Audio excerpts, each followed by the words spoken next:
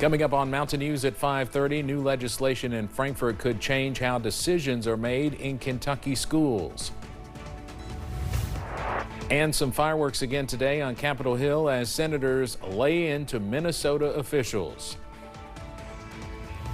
And we had another cool but seasonable day here across eastern Kentucky, but in about 48 hours that will be changing. Details coming up. Dedicated to southern and eastern Kentucky, this is WYMT Mountain News at 5:30. Good evening, I'm Steve Hensley. A bill to shift decisions impacting schools has advanced at the state capitol. Senate Bill 152 would change who is responsible and accountable for decisions on school councils. It changes the role of the site-based decision-making councils, which have been in place in Kentucky schools for 36 years. WYMT's Phil Pendleton looks into what's behind the bill.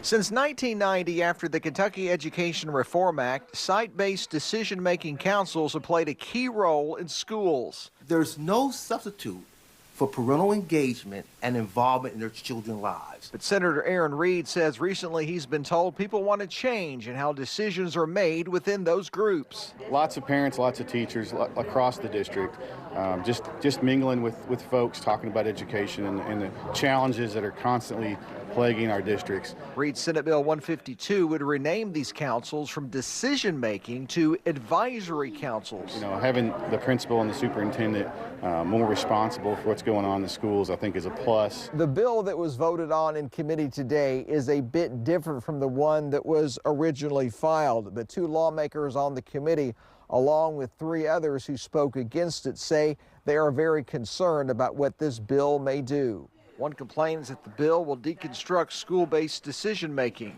The people most qualified to make and approve legally required school policies like instructional practices and use of school space are those who are in the school or have students in the school.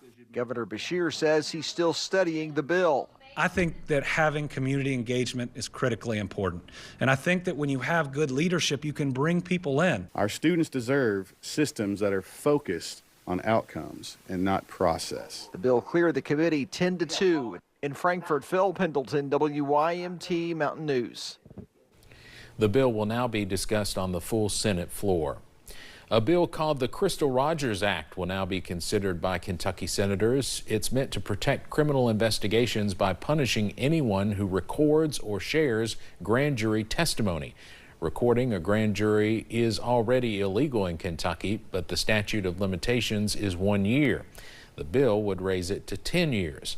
Sponsors say a bill like this would have allowed them to prosecute Brooks Houck's family after it was discovered they secretly recorded testimony in Rogers' case. Earlier this week, we reported Ephraim McDowell plans to close its birthing center at Fort Logan Hospital in Lincoln County. Eastern Kentucky native and country music star Tyler Childers posted a story on Instagram yesterday sharing his personal connection to that hospital. His first child was born there in 2022, and his family planned on having their second child delivered there later this year. Childers called the birthing center, quote, a top-notch medical facility that Kentucky should be proud of, and said he is sad to hear it is closing. In West Virginia, small businesses impacted by the Wayne water crisis have a chance to get some help. A water crisis in that area came about after vandalism at an AEP substation. A do not consume order that lasted 3 weeks was lifted last Friday. The Wayne Economic Development Committee says they need to identify at least 5 businesses that can claim economic impact from the water crisis. Then they can open up a portal with the Small Business Administration to help other businesses in the area. The town of Wayne is still currently under a boil water advisory for a separate reason. Wayne officials said that advisory is because of low tank levels after a raw water pump went out. Well, our stretch of calm weather has continued to the end of the work week, but changes are just on the horizon as we head into Valentine's Day weekend. First Alert meteorologist Eric Dean has our first look at the forecast.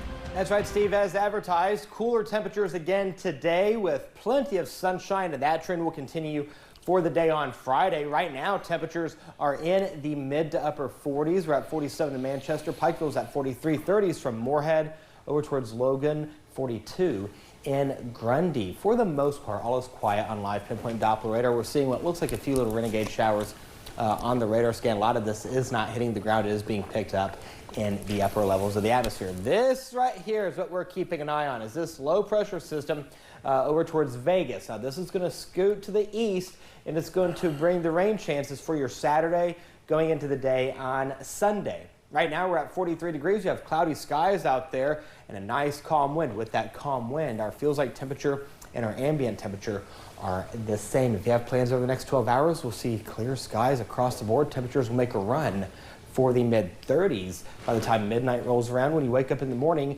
upper 20s and low 30s will greet you. We will warm up for your Friday, but all eyes are on the weekend as shower chances pick up. Details in the First Alert forecast in a few minutes. Steve. All right, Eric, thank you. A man is facing multiple felony charges related to the sexual abuse of a child in northern Kentucky. According to the Kenton County Commonwealth's attorney, Joshua Boykin was arrested. Videos of children on his cell phone and contacted police. Investigators say they're looking into where and when Boykin had access to children. Sanders says some of Boykin's access came from babysitting, though he was unsure if that was his only access to children. Boykin faces 6 felony charges, including promoting a sexual performance by a minor. A Kentucky native is still missing after nearly 2 weeks. Earlier today, co-anchor of the Today Show, Savannah Guthrie, shared 2 throwback video clips and a family photo of her mother, Nancy Guthrie, on Instagram. In part of the caption, it said, quote, "We will never give up on her." And she thanked everyone for their prayers and hope. Authorities have yet to identify a suspect or a motive in connection with the 84-year-old's disappearance. It was another explosive day on Capitol Hill as senators grilled local Minnesota officials. Immigration enforcement was the topic, but as WYMT Washington reporter Marlene Martinez reports, a public hearing turned into personal attacks. Yeah, sit there and smirk. Smirk. It's sick. It is despicable. Are you asking me for comment, Senator? Because everything you said was untrue. It was a nice theatrical performance, but it was all lies. The gloves came off Thursday as senators grilled local Minnesota leaders. Disgusting. The hearing comes after 2 Americans were killed at the hands of ICE agents. Senators now trying to get to the bottom of it. We need to determine whether this was a failure of policy, coordination, or leadership on one side or both sides. Minnesota Representative Tom Emmer put the blame squarely on Democrats. Any loss of life is tragic. But make no mistake, it was all a direct result of radical sanctuary state and city policies in Minnesota. Minnesota Attorney General Keith Ellison says ICE is the problem. 2 of the 3 homicides committed in Minneapolis in 2026 have come at the hands of federal immigration agents. The hearing comes as Border Czar Tom Homan announced a withdrawal of federal agents. He says a, quote, small footprint of agents will remain as they wind down operations. In Washington, I'm Molly Martinez. So as just mentioned, the Trump administration is ending the controversial weeks-long immigration crackdown in Minnesota. That announcement comes, of course, after weeks of protest and further controversy following the deaths of Renee Good and Alex Preddy, 2 U.S. citizen protesters shot by federal immigration agents. White House Border Czar Tom Homan says more than 4,000 arrests were made and many public safety threats, but he could not provide a breakdown of how many were violent offenders. The surge is leaving Minnesota safer, Minneapolis safer, because of the cooperation we got with the counties and the state and local law enforcement responding to our needs. I'll say it again, it's less of a sanctuary state for criminals. Homan says a small federal footprint will remain in Minneapolis. Immigration and Customs Enforcement says it's opened more than 36 internal investigations into alleged excessive use of force by its agents.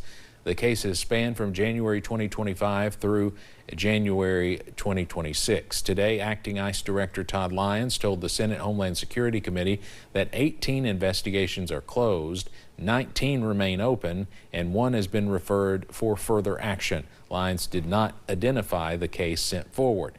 He said ICE reviews every incident and holds agents accountable. The Department of Homeland Security is out of time. Democratic senators blocked a funding bill for it today. All other government agencies have been fully funded through September, but money for DHS got held up after Democrats demanded reforms in its immigration enforcement operations. They took that stance after federal agents killed the 2 U.S. citizens in Minneapolis last month. Nearly all DHS workers will remain on the job, but many will not get paid until Congress passes a funding bill. A federal judge has blocked Defense Secretary Pete Hegseth from punishing Democratic Senator Mark Kelly. Hegseth sought to reduce Kelly's military rank, lower his retirement pay, and censure him over a video he and other Democratic lawmakers posted urging service members to refuse illegal orders. The judge ruled Hegseth's actions were unconstitutional retaliation. The decision comes days after a grand jury declined to bring charges against Kelly and the other lawmakers who appeared in that video. Some state educators in Tennessee are pushing for TCAP testing to be delayed after all the recent weather we've been dealing with. Professional educators sent a letter to the state requesting that delay. The director says schools miss too much time to properly prepare students. Testing is usually in mid-April there. The group is asking for it to be pushed back a couple of weeks. One school district in East Tennessee has used up almost all of its 13 snow days. Now teachers are adjusting lessons. It's always a thing of, did we get enough time with our students? Did we get to reach all the objectives that are placed upon us for the test?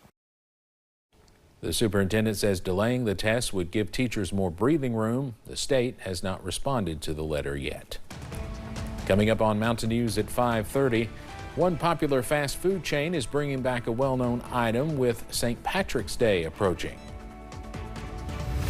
And in the world of weather, tomorrow is the pick of the weekend if you have Valentine's Day plans, because Saturday and Sunday is going to bring some changes. Details coming up.